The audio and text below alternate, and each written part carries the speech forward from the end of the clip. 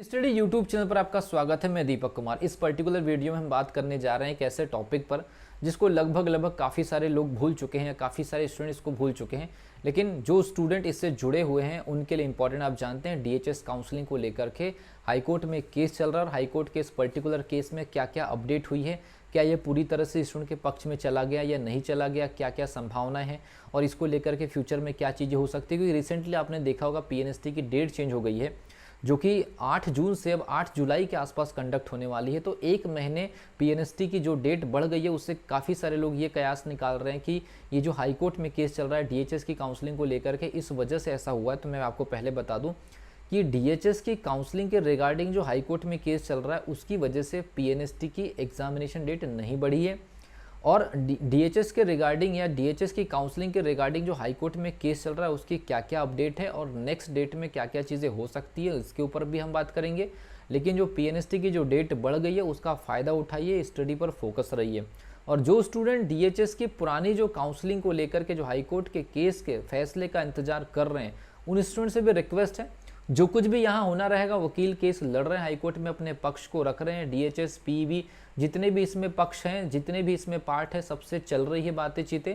और इसकी final hearing जो है, शायद इसकी जो फाइनल हियरिंग ये जून के महीने में है, शायद 12 या 10 जून के आसपास है। 12 या 10 जून के आसपास माननीय हाईकोर्ट की तरफ से जो कुछ भी इसमें फैसला होगा उसके आधार पर पता चलेगा कि पुराना जो डीएचएस का काउंसलिंग रुका है वो होगा या नहीं होगा।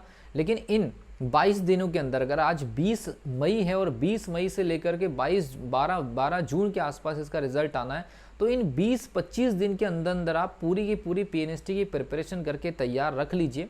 अगर मान लीजिए आप लोगों के पक्ष में आया, स्टूडेंट के पक्ष में फैसला आया तो टेंशन नहीं है। अगर फैसला मान लीजिए पक्ष में नहीं आया तो आप कम से कम इतना तो प्रिपेयर रहेंगे कि नेक्स्ट जो एग्जामिनेशन होने वाली है उसमें आप एक बेहतर स्कोर कर सकते हैं। तो डीएचएस की काउंसलिंग के रिगार्डिंग जो वकील केस लड़ रहे हैं वो प्रॉपर कांटेक्ट में है। जो स्टूडेंट इस पूरे के पूरे केस में एक्टिव है, जिन्होंने कलेक्शन किया है, काफ़ी सारे जो स्टूडेंट हैं उन्होंने कलेक्शन में पार्टिसिपेट किया है, काफ़ी सारे ऐसे भी स्टूडेंट हैं जो इसमें हेल्प नहीं किए। लेकिन रिक्वेस्ट है, अगर आप डीएचएस में सेलेक्ट होने के कगार पर है या ऐसी कंडीशन है और जो ग्रुप से स्टूडेंट मेहनत कर रहे हैं उन्हीं के एफर्ट के बदौलत ये केस हो रहा है। अगर वो स्टूडेंट एफर्ट नहीं डालते, वो स्टूडेंट अगर मान लीजिए कि अमाउंट पे नहीं करते, तो मेरा ऐसा मानना है ये डीएचएस की काउंसलिंग का जो पूरा का पूरा मैटर है दबा का दबा रह जाता। तो सबसे पहली चीज़ तो केवल वही स्टूडेंट डिजर्व करते हैं, लेकिन फ़ायदा इसमें बहुत सारे लोगों का हो सकता है। अगर मान लीजिए कि माननीय हाईकोर्ट ने स्टूडेंट के पक्ष में काउंसलिंग के रिगार्डिंग अगर फैसला दे दिया तो इसमें बहुत सारे स्टूडेंट का फ़ायदा होगा।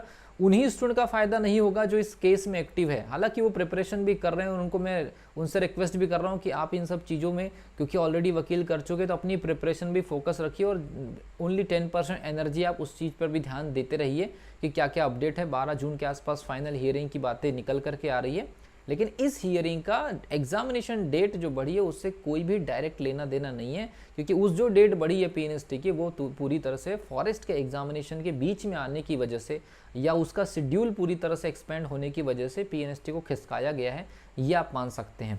तो जो डीएचएस के रिगार्डिंग जो केस चल रहा है उसमें फिलहाल यही है कि डीएचएस, स्टूडेंट पक्ष और पीईबी, ये तीनों के तीनों जो पार्ट है इनको पूरी तरह से अभी सुना नहीं गया है। स्टूडेंट पक्ष की तरफ से वकील को सुन लिया गया है, हो सकता है कि डीएचएस के कुछ जो आर्गुमेंट है उनको सुन लिया गया हो, लेकिन इसमें तीसरी पार्टी जो है वो पीईबी है, शायद उसको सुनना बाकी है। और जब ये तीनों के तीनों पक्षकार को सुन लिया जाएगा तो उसके आधार पर माननीय हाईकोर्ट जो है एक फैसला देगी, या तो काउंसलिंग होगी या तो नहीं होगी। और जब काउंसलिंग नहीं होगी तो आप लोग पहले से प्रिपरेशन तैयार करके रखिए अपनी पूरे सब्जेक्ट्स की, ताकि नेक्स्ट एग्जामिनेशन में आपके साथ कोई प्रॉब्लम ना हो। अगर आपके पक्ष में आ जाएगा तो आपकी पूरी की पूरी प्रिपरेशन बर्बाद नहीं होगी और आपको हो सकता है फाइनल सिलेक्शन मिल जाए। तो ये मेरा एक स्टूडेंट से रिक्वेस्ट है कि जो केस के बारे में बहुत सारे स्टूडेंट अभी भी पूछ रहे होते हैं बीच बीच में, तो उनको लेकर के मैं इन्फॉर्मेशन दे रहा हूँ, क्योंकि ये इन्फॉर्मेशन भी मुझे अब स्टूडेंट ही दे रहे हैं। जो स्टूडेंट उस ग्रुप से जुड़े हैं, मैं भी उस ग्रुप से जुड़ा हूँ, तो स्टूडेंट ही दे रहे हैं कि कहाँ तक स्टोरी पहुँची है, कहाँ कहाँ तक सुनवाई हुई है, कौन कौन सी डेट जो है आगे बढ़ रही है। तो सारी इन्फॉर्मेशन भी स्टूडेंट की तरफ से आ रही है। स्टूडेंट ही इसमें एक्टिव है, स्टूडेंट ही सबसे ज़्यादा एफर्ट इसमें डाल रहे हैं और इसमें भी बहुत कम स्टूडेंट एफर्ट डाल रहे हैं जिनकी बदौलत ये सब कुछ चल रहा है। इसमें बहुत लोग इन्वॉल्व नहीं है।